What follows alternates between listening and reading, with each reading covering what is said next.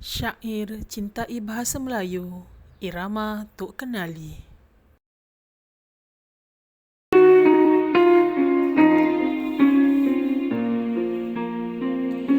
Bahasa Melayu sangatlah indah, seluruh dunia memperakui sudah. Usahlah kita ragu dan gundah, gunakan ia sebagai wadah.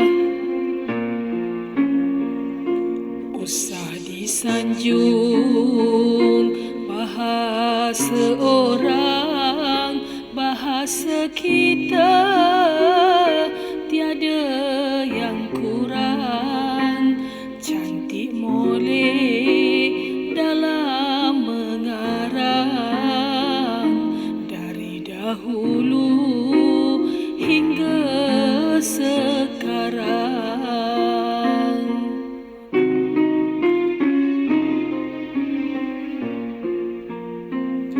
Bahasa Melayu di mata orang tinggi nilainya, bukan sebarang. Di mana-mana sangatlah terang, ia dihormati sedikit tak kurang. Bahasa Melayu bertamsil ibarat, makna berlapis, nilainya syarat.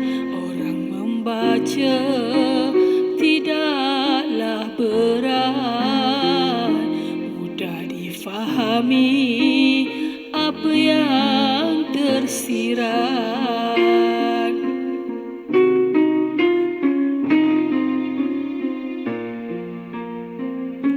Bahasa itu cerminan bangsa, amalkan ia setiap masa. Tuturkan ia dengan selesa, orang mendengar jadi biasa. Sematkan tekad di dalam hati, cintai bahasa sampai ke mati. Anak cucu warisnya pasti, bahasa kita tak boleh diganti.